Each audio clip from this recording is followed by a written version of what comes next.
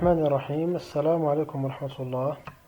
في هذا الفيديو الثاني حول درس la dérivabilité الموجه لتلاميذ السنة الأولى بكالوريا علوم.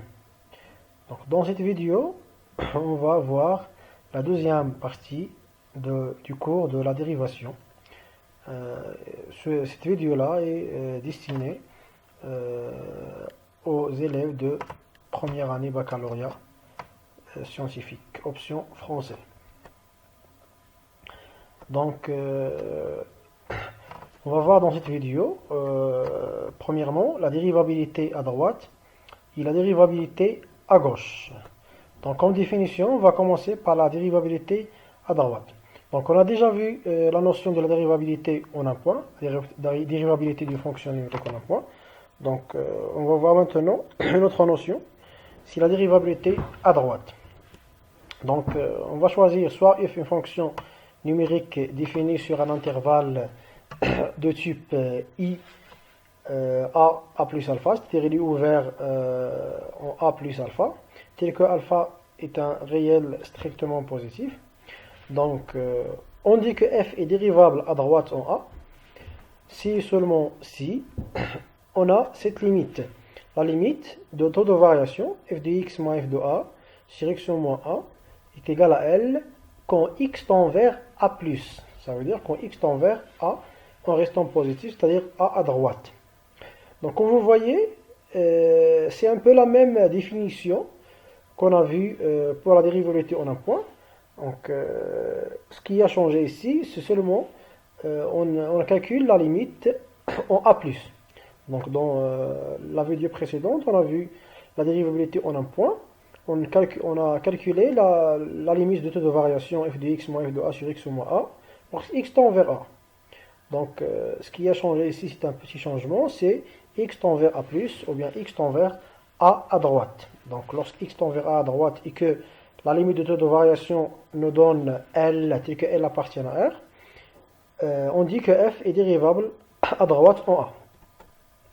Et on appelle ce nombre qu'on trouve dans la limite, le nombre L, on l'appelle le nombre dérivé de f à droite en A. Et la notation aussi change. On écrit f'd, c'est-à-dire f' à droite, f'd de A est égal à L. Donc, passons maintenant à l'interprétation géométrique de la dérivabilité à droite. Donc, si f est une fonction dérivable à droite en A, alors la courbe représentative de f admet au point de coordonnées A, f de A, une demi-tangente qu'on note TD, une demi-tangente de coefficient directeur f'd de A et d'équation y est égal à f' de d, f'd en A, facteur de x moins A plus f de A et que x est supérieur ou égal à A. Donc aussi dans la vidéo précédente, on a vu l'interprétation géométrique de la dérivabilité d'une fonction en un point. Donc on a dit que c'est une tangente. Donc l'interprétation géométrique de la dérivabilité, géométriquement, c'est une tangente en un point donné de coordonnées a f de a. Mais lorsqu'on parle seulement de la dérivabilité à droite, donc c'est pas une tangente complète, mais seulement une demi-tangente. C'est-à-dire une demi-tangente qui est valable lorsque x supérieur ou égal à a. C'est demi-tangente, toujours, c'est un peu la même équation, y est égal à f' de d de a, facteur de x moins a plus f de a. Mais il est valable si x est supérieur ou égal à a. C'est-à-dire il est valable à droite de a. Donc tout ça, c'est un peu la même notion pour la dérivabilité à gauche. Donc soit f est une fonction définie sur un intervalle de type a moins 1 moins alpha a, c'est-à-dire il est ouvert en a moins alpha, et que alpha est strictement positif. Donc f est dérivable en a, dérivable à gauche en a, si seulement si équivalent à dire que la limite de taux de variation f de x moins f de a sur x moins a est égale à L, mais dans cette fois-ci, c'est en a moins, c'est-à-dire lorsque a tend vers a, et en restant négatif, c'est-à-dire avec des valeurs qui sont inférieures strictement à a. Donc, si cette limite-là de taux de variation lorsque a, x tend vers a moins est égal à L, c'est-à-dire un nombre réel, le nombre L s'appelle le nombre dérivé de f à gauche en a et on écrit f'G en A est égal à AL. F'G de A est égal à L. Donc pour l'interprétation géométrique, c'est un peu la même chose. Si f est une fonction dérivable à gauche en A, alors la courbe représentative de f admet au point A de coordonnées AF de A une demi-tangente TG de coefficient directeur f'G de A et l'équation y est égal à f'G de A, facteur de x moins A plus f de A, tel que x est inférieur ou égal à A, c'est-à-dire que l'interprétation géométrique de la dérivabilité à gauche nous donne une demi-tangente en un point donné de coordonnées données A, f de A, une demi-tangente, c'est-à-dire une demi-tangente d'équation qui ressemble à celle de la dérivation à droite et celle de la dérivation en un point, mais cette fois-ci, il est valable lorsque x est inférieur ou égal à A. C'est-à-dire, on peut tracer cette demi-tangente, demi-courbe, mais seulement il est valable à gauche de A. Alors, on peut poser la question, quelle est la relation entre la dérivabilité à gauche, la dérivabilité à droite et la dérivabilité en un point même? Donc, on a commencé le cours par voir la dérivabilité en un point, puis on a passé à la dérivabilité à gauche et la dérivabilité à droite. Donc, quelle relation entre ces trois notions? Donc, soit f est une fonction numérique définie sur un intervalle i et a appartient à R, A est un réel de I. Donc f est dérivable en A, si et seulement si. Donc on peut faire une relation entre la dérivabilité en A et la dérivabilité à droite et la dérivabilité à gauche. Donc f est dérivable en A, si et seulement si, il est équivalent à dire que f est dérivable premièrement à droite en A, deuxièmement f est dérivable à gauche en A, et troisième condition, f' à droite est égal à f' à gauche en A, c'est-à-dire le nombre dérivé à droite et à gauche est le même. Donc c'est une propriété très importante, parce qu'on l'utilise souvent pour voir la dérivabilité d'une fonction en A. Lorsqu'on ne peut pas faire ces choses-là directement, on doit passer par la dérivabilité à gauche et la dérivabilité à droite. Donc retenez bien cette propriété-là. Donc pour voir ça, pour voir l'utilité de cette propriété, on va prendre un exemple. Donc soit f est une fonction numérique définie par cette expression. Donc comme vous voyez, cette fonction a deux expressions. F de x est égal à x carré plus 2 lorsque x est supérieur ou égal à 1. Et f de x est égal à 2x au carré moins 2x plus 3 lorsque x est inférieur ou égal à 1. C'est-à-dire cette fonction-là, on l'appelle une fonction définie par partie. C'est quoi par partie? C'est-à-dire il a deux expressions, et chaque expression, deux expressions en plus, et chaque expression est valable sur un intervalle, est valable sur une partie. Par exemple, dans cette fonction qu'on est là, on a f de x est égal à x au carré plus 2, si x est supérieur ou égal à 1. C'est-à-dire, si on veut calculer l'image d'un nombre, f de quelque chose, f d'un nombre, on doit voir s'il est supérieur ou égal à 1, ou bien s'il est inférieur ou égal à 1. Donc, s'il est supérieur strictement à 1, on doit utiliser la première expression, x au carré plus 2. S'il est inférieur strictement inférieur ou égal à 1, on doit utiliser la deuxième expression, 2x carré moins 2x plus 3. Alors, dans ce type d'expression, ou bien dans ce type de fonction, pour étudier la dérivabilité en un point, donc on va voir si ce point-là est situé dans cet intervalle-là, c'est-à-dire dans l'intervalle 1 plus infini, c'est-à-dire il est supérieur strictement à 1, ou bien il est situé dans le deuxième intervalle, moins l'infini jusqu'à 1, ou bien si 1, c'est-à-dire le nombre où l'intervalle est divisé, c'est-à-dire on a moins l'infini 1, 1 plus l'infini, l'intervalle ici est divisé en 1.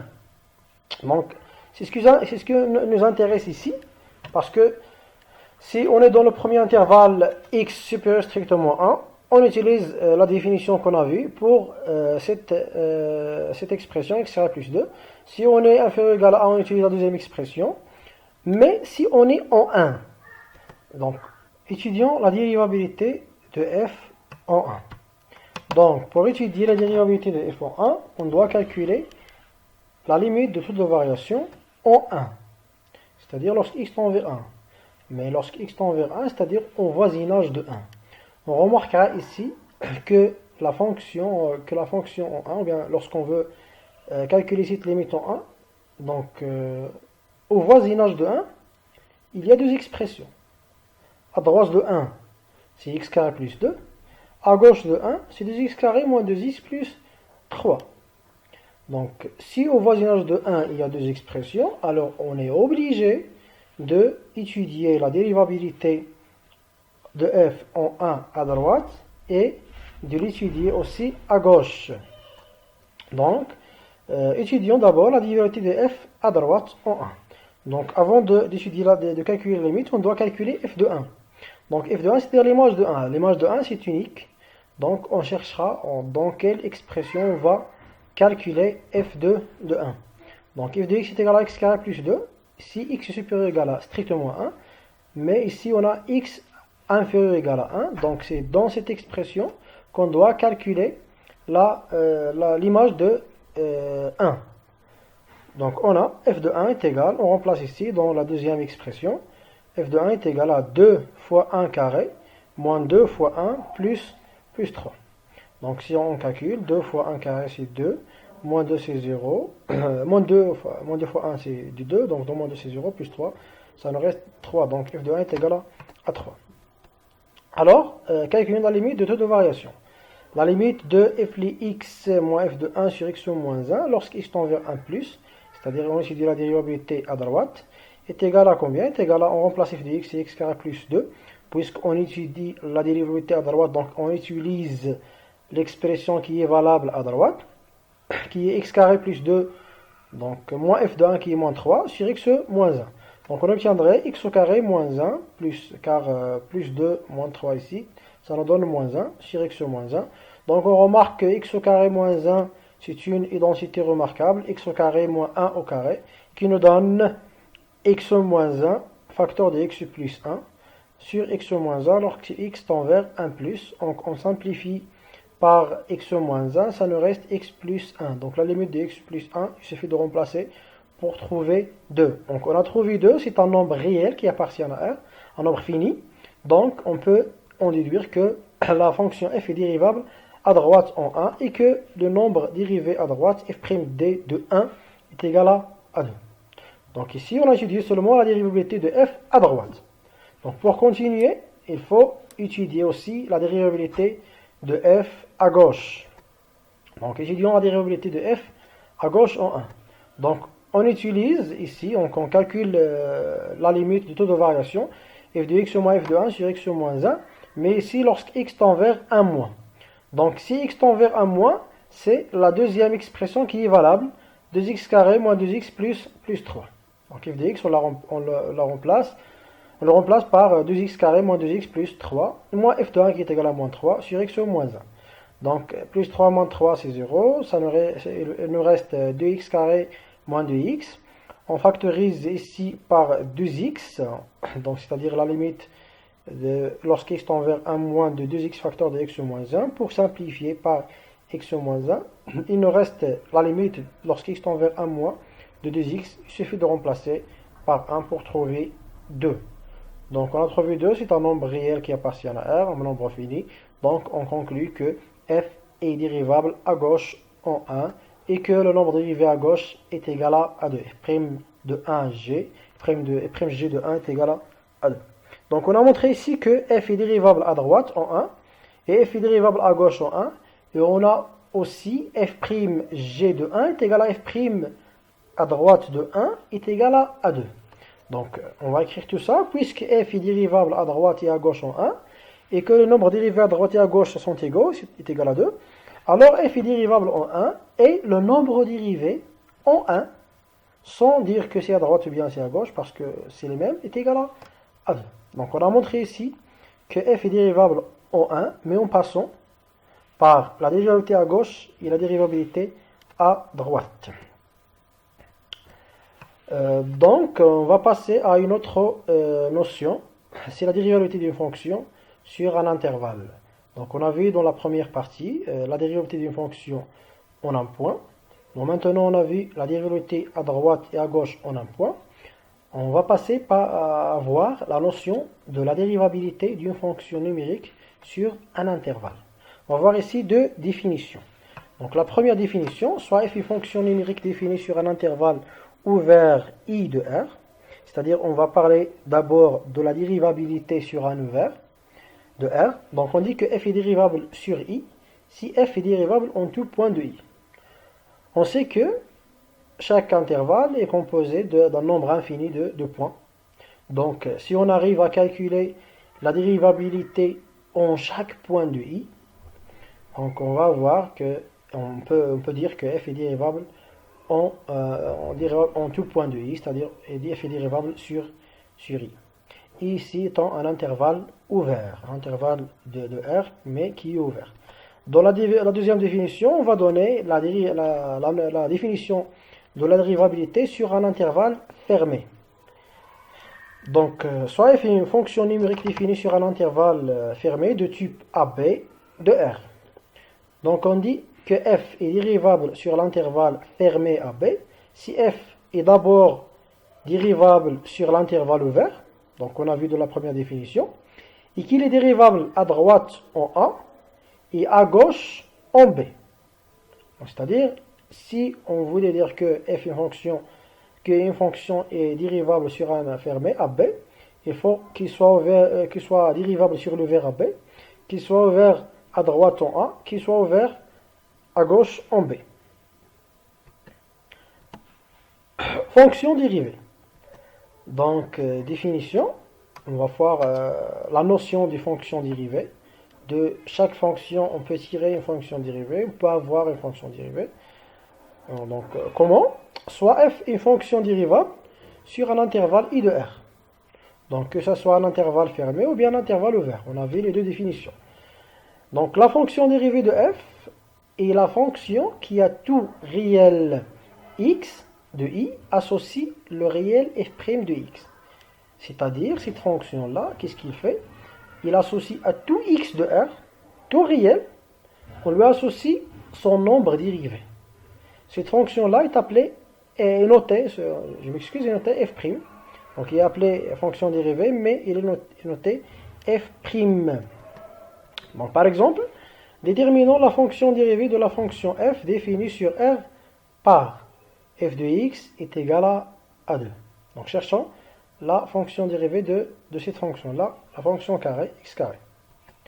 Donc pour cela, on choisit un nombre a de R. Donc on va essayer de voir le nombre dérivé en A. A là étant un nombre quelconque de R. Donc on calcule la limite de taux de variation lorsqu'x tend vers A.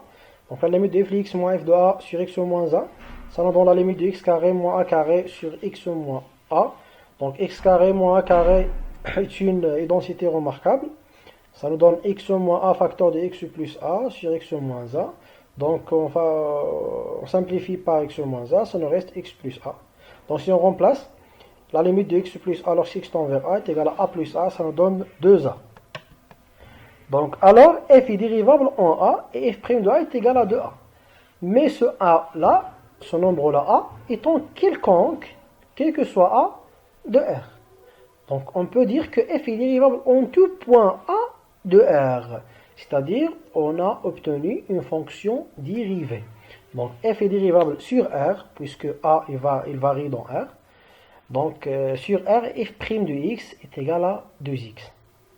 À quoi sert cette fonction dérivée-là? On peut calculer directement le nombre dérivé de chaque nombre. C'est-à-dire, là, on a parlé de f' de a. Donc, on peut, par exemple, dire que calculer f' de 1, f' de 2, f' de 3, f' de 5, f' de moins 5, f' de racine de 2, tous les nombres de R, on peut calculer directement leur nombre dérivé si on a une fonction, c'est-à-dire si on a une fonction dérivée de la fonction f. Donc, on a parlé ici de la fonction dérivée f'. On peut aussi parler d'autres fonctions dérivées, ou ce qu'on appelle des dérivées successives. Donc, de f, on peut tirer f'. De f', on peut tirer sa dérivée, qu'on va appeler dérivée seconde. Et de f seconde, on peut tirer sa dérivée, donc, et ainsi de suite. Donc, soit f est une fonction définie et dérivable sur un intervalle i de r, tel que la fonction f' est dérivable. C'est-à-dire ici, f est dérivable et sa fonction f' est aussi dérivable. Donc, la fonction dérivée de f', c'est pas de f, de f', c'est-à-dire on a fait la dérivation deux fois. F, on a tiré f', de f' qui est dérivable, on tire f seconde, qu'on appelle dérivée seconde et qu'on note f seconde. Donc cette fonction est notée f seconde. Donc on peut faire la même chose, notation et vocabulaire, on peut faire la même chose pour f seconde. De f seconde, on peut tirer une troisième dérivée. C'est-à-dire si f seconde est dérivable sur i, sa fonction dérivée est appelée fonction dérivée troisième de f. Et notée, on écrit ici f, entre parenthèses 3, c'est la dérivée d'ordre 3. C'est une fonction dérivée d'ordre 3. La fonction dérivée de f d'ordre 3. C'est quoi la fonction dérivée d'ordre 3? C'est la dérivée de la dérivée seconde. Et de la même chose, on peut voir la dérivée de la dérivée d'ordre 3, c'est la dérivée d'ordre 4. La dérivée de la dérivée d'ordre 4, c'est la dérivée d'ordre 5, et ainsi de suite. Donc, d'une façon générale, si f, c'est la dérivée d'ordre n, dit que n supérieur strictement à est dérivable sur i, alors sa fonction dérivée, c'est-à-dire la dérivée de la fonction de la dérivée d'ordre n, est appelée fonction dérivée d'ordre n plus 1 de f, et notez f, la dérivée d'ordre n plus 1. C'est quoi la dérivée d'ordre n plus 1? C'est la dérivée de la dérivée d'ordre n. Donc, mais ici, on va s'intéresser à deux dérivées. Donc, on va dans la suite du cours et dans la suite du cours du premier baccalauréat ou bien du deuxième baccalauréat, deuxième année de baccalauréat, on s'intéresse souvent à la première dérivée qui est très très importante. Et on s'intéresse souvent aussi à la deuxième dérivée, à la dérivée seconde d'une fonction. Donc c'est tout pour cette partie 2 du cours de dérivation. Donc à bientôt dans un nouveau vidéo pour voir la suite du cours. Merci pour votre attention.